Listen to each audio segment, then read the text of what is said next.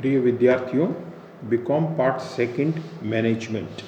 आज इसमें अपन बात करेंगे निर्देशन की, या जिसको अंग्रेजी में अपन डायरेक्शन के नाम से जानते हैं। देखिए, शुरू में जब अपन ने प्रबंध का अर्थ पढ़ा था तो इसमें अपन ने देखा था कि प्रबंध के अंतर्गत हम विभिन्न कार्यों का निष्पादन करते हैं और उन कार्यों का निष्पादन करते हुए संस्था अपने लक्ष्यों तक पहुंचने का प्रयास करती है। यानी प्रबंध जो है वो लक्ष्यों तक पहुंचने की एक सीढ़ी है, एक प्रक्रिया है जिसके माध्यम से संस्था अपने निर्धारित लक्ष्यों को प्राप्त करने का प्रयास करती है। दूसरी बात कि प्रबंध में अपन ये जानते हैं कि प्रबंध जो है वो बहुत से व्यक्तियों को एक साथ लेकर चलने की प्रक्रिया होती है। यानी प्रबंध जो है वो एक अकेला नहीं है, बल्कि ये सामूहिक प्रयास है।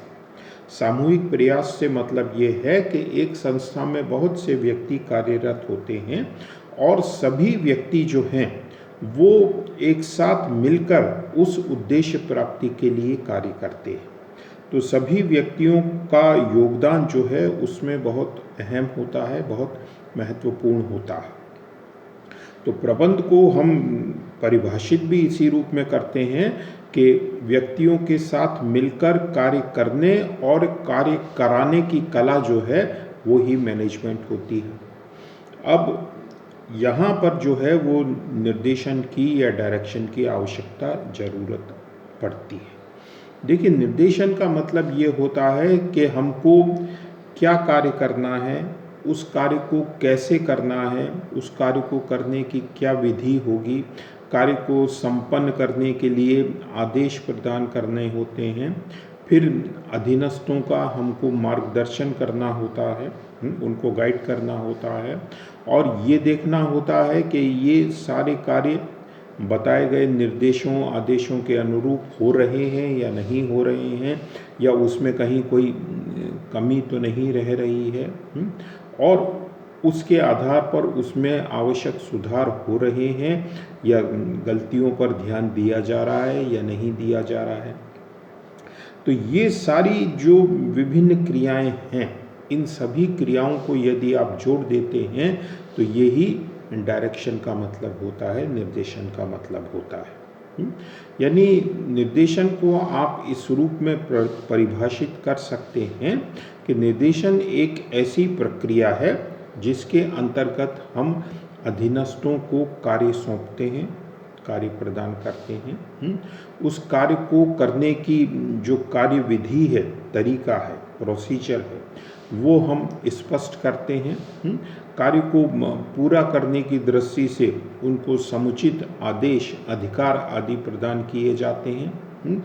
उनका मार्गदर्शन, समन्वय आदि का कार्य किया जाता है। यानी आपने केवल कार्य सौंप दिया और उस कार्य को करने के लिए आपने उनको अधिकार प्रदान कर दिए, केवल इसी से हमारा काम नहीं हो सकता है, बल्कि आपको अपने अधीनस्थ को गाइड भी करना होता है, उसको एडवाइस भी करना होता है, उसको एक तरह से सिखाना भी होता है, प्रशिक्षित करना भी होता है कि जिससे कि वो उन कार्यों को समुचित रूप से संपन्न कर सके। तो यहाँ देखिए, आदेश भी आपको उसको देना है, प्लस उसके साथ साथ आपको उसको गाइड भी करना है, और फिर बाद में अंत में आपको ये भी देखना है कि उसका सुपरविज़न भी आपको करना है, उसका निरीक्षण भी करना है कि कार्य जो हैं वो सही प्रकार से संपन्न हो रहे हैं या नहीं हो रहे हैं। अगर सही प्रकार से संपन्न नहीं हो रहे हैं तो हम किस तरीके से उस रेक्टिफिकेशन का कार्य कर सकते हैं, यानी सुधार का कार्य कर सकते हैं। तो ये जो सारा प्रोसेस है, ये ही जो है वो निर्देशन का कार्य है, डायरेक्शन का काम है। तो देखिए, डायरेक्शन में हमने काम भी सौंपा है, आदेश भी दिए हैं, तो इसी से जो है वो संगठन का निर्माण होता है। तो निर्देशन जो है वो संगठन के निर्माण की दृष्टि से भी बहुत आवश्यक होता है। निर्देशन में ही हम उसको अपने अधीनस्थ को मार्गदर्शन भी प्रदान कर रहे हैं, उसको गाइड भी कर रहे हैं। तो निदेशन जो है वो एक तरह से ट्रेनिंग का पार्ट भी इसमें शामिल होता है। फिर हम उसको देख भी रहे हैं कि अधीनस्थ ठीक प्रकार से काम कर रहा है या नहीं कर रहा है।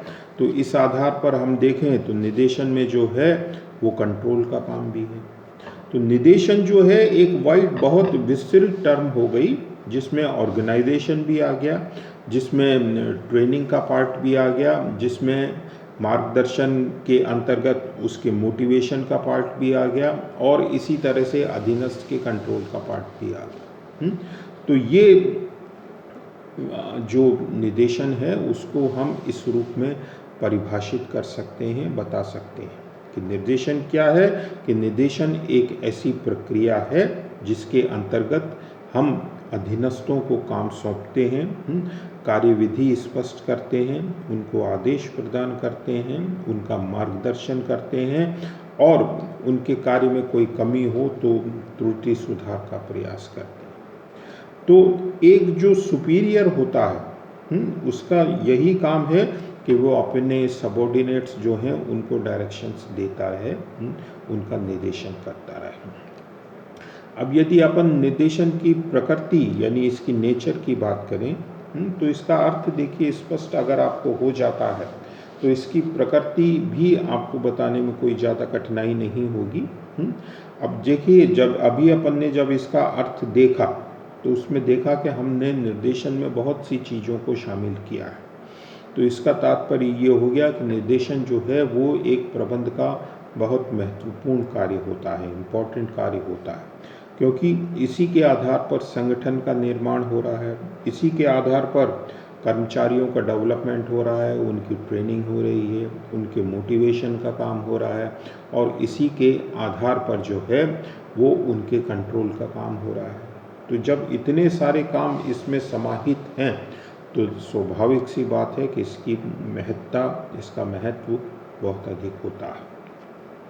निर्देशन जो है ये एक यूनिवर्सल है, सार्वभौमिक है।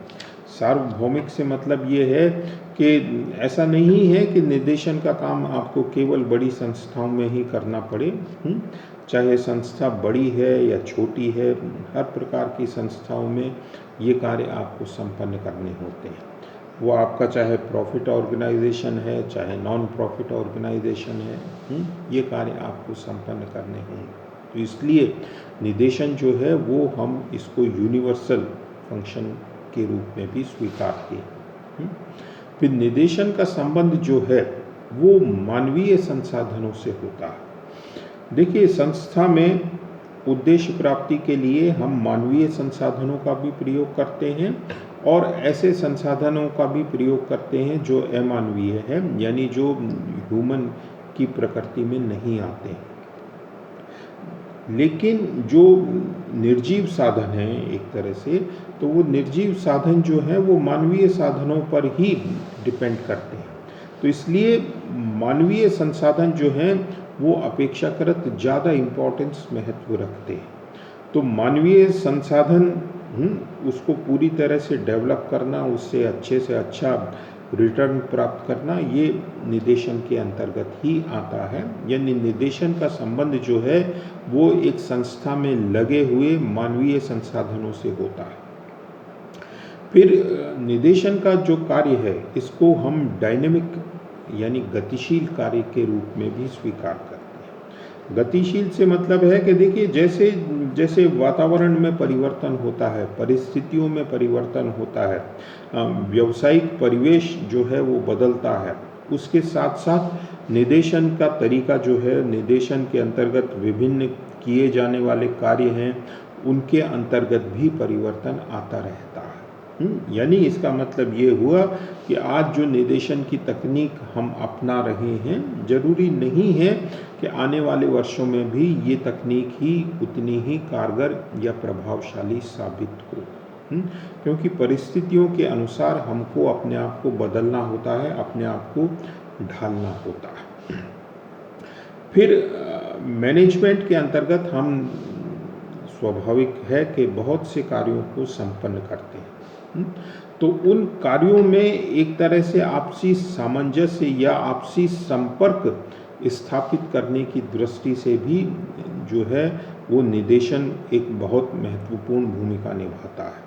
क्योंकि देखिए निदेशन में बहुत से कार्य जो हैं वो एक साथ संपन्न हो रहे हैं, तो प्रबंध के विभिन्न कार्यों में आपसी एक संपर्क होना जरूरी है, जिससे कि सभी कार्य जो हैं वो लक्ष्य प्राप्ति में हमारा सहयोग कर सकें। तो इस दृष्टि से भी निदेशन जो है वो एक इम्पोर्टेंस रखता है, महत्व रखता है। फिर निदेशन को यदि आप नटशेल में भी इसकी प्रकृति को डिफाइन करना चाहें, तो आप इस रूप में भी बता सकते हैं कि ये व्यक्तियों के विकास का कार्य है। क्योंकि देखिए जब आप उसको कार्य सौंप रहे हैं, कार्य विधि बता रहे हैं, उसको आदेश दे रहे हैं, उसका मार्गदर्शन कर रहे हैं, उसको आप एक तरह से सुपरवाइज कर रहे हैं, तो ये सब चीज़ें किस रूप में उस व्यक्ति की हेल्प करती हैं? ये व्यक्ति को एक तरह से विकसित करती हैं, उसकी जो प्रतिभा है उसको निखारती हैं, और व्यक्ति जो है वो अधिक से अधिक एक्सपर्ट हो, योग्य हो, विशेषज्ञ हो, दक्षता हासिल करे। ये सारे कार्य जो हैं वो इसी के माध्यम से संपन्न हो पाते हैं। तो निदेशन जो है ये व्यक्तियों के विकास का एक कार्य भी माना जाता है। फिर निदेशन जो है वो ह्यूमन रिलेशंस, मानवीय संबंध, इससे संबंधित होता है। तो यानी ह्यूमन रिलेशंस जो हैं उसको भी हम निदेशन के अंतर्गत शामिल करते हैं। जितने अच्छे संबंध होंगे उतना ही अच्छा निदेशन का कार्य आप संपन्न करने की स्थिति में होंगे। अब यदि आपको इसकी प्रकृति और इसका अर्थ समझ में आ जाता है, तो इसका महत्व भी आप बहुत सहजता से आसानी से बता सकते हैं। यदि अपन इसके महत्व की बात करें, तो देखिए किसी भी संस्था में हम जानते हैं कि उद्देश्य प्राप्ति के लिए आपको बहुत से कार्य एक साथ संपन्न करने होते हैं। तो उन कार्यों को आरंभ करने की दृष्टि से निदेशन जो है उसका बहुत अधिक महत्व रहता है। क्योंकि कार्य आरंभ कब होता है? कार्य आरंभ जब ही होता है जब आप किसी व्यक्ति को सौंपते हैं, उस कार्य को पूरा करने के लिए उसको आदेश देते हैं। तो संस्था की जो उद्देश्य प्राप्ति का मार्ग है, उस मार्ग की शुरुआत जो है वो यहीं से हो रही है कि हमने कार्य आरंभ किया। और जब आप एक दफ़े कार्य आरंभ कर देते हैं तो निश्चित बात है कि आप गंतव्य स्थान की ओर बढ़ना भी आरंभ कर देते हैं। तो कार्य आरंभ करने के लिए निदेशन जो है वो एक बहुत महत्वपूर्ण घटक माना जाता है। फिर कार्य आरंभ आप किस लिए करते हैं? क्योंकि आपकी संस्था के जो भी निर्धारित लक्ष्य हैं उनकी प्राप्ति के लिए आपने ये कार्य किया है। तो उद्देश्य प्राप्ति की दृष्टि से भी निदेशन जो है उसका विशेष महत्व होता है।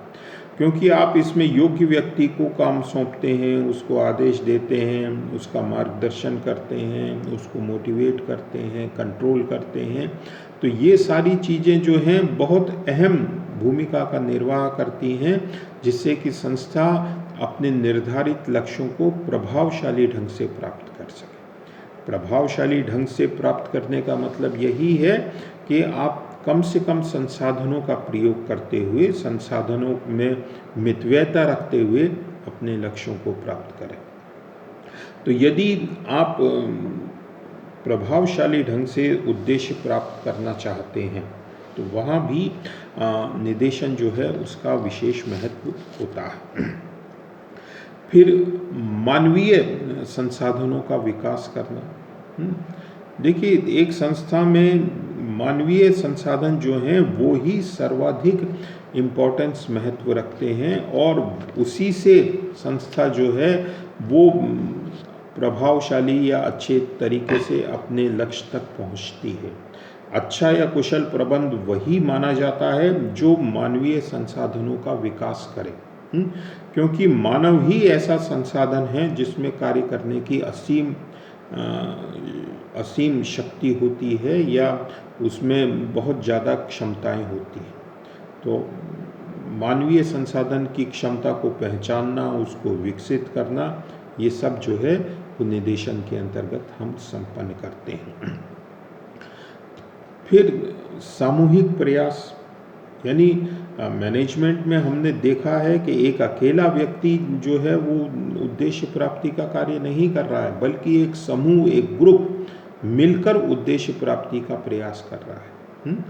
तो एक ग्रुप में एक सामंजस्य स्थापित करना, एक कोऑर्डिनेशन बनाना और सारे प्रयास जो हैं वो उद्देश्य प्राप्ति की ओर ही चलें, उनमें कहीं विरोधाभास नहीं हो, तो उस दृष्टि से भी निदेशन जो है उसकी महत्ता, उसका महत्व जो है वो बहुत ज़्यादा होता है।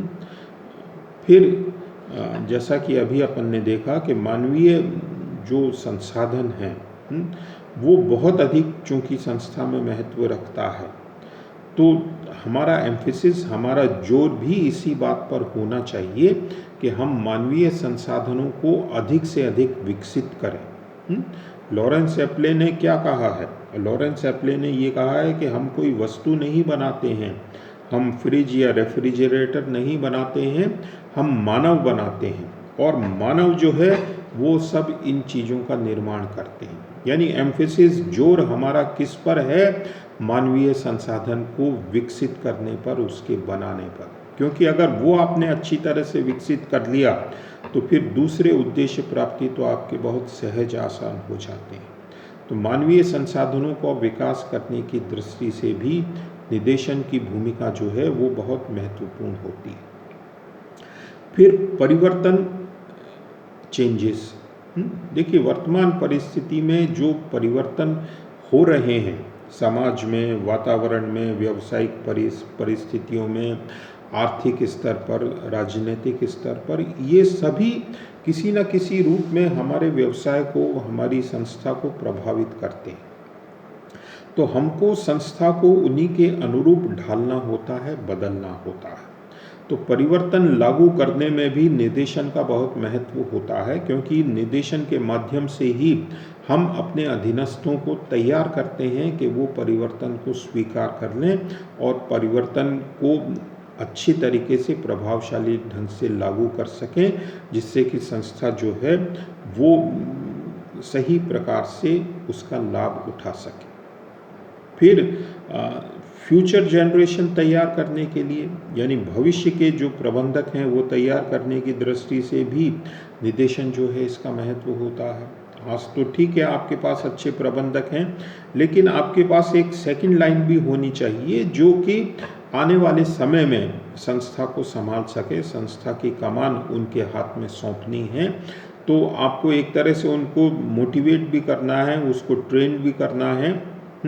तो उस दृष्टि से भी जो निदेशन है उसका विशेष महत्व होता है, क्योंकि इसमें हम व्यक्तियों का विकास कर रहे हैं, नए प्रबंधक हम बनाने की कोशिश कर रहे हैं, तो भावी पीढ़ी हम एक तरह से तैयार करते हैं, तो उसमें भी निदेशन का एक विशेष महत्व होता है।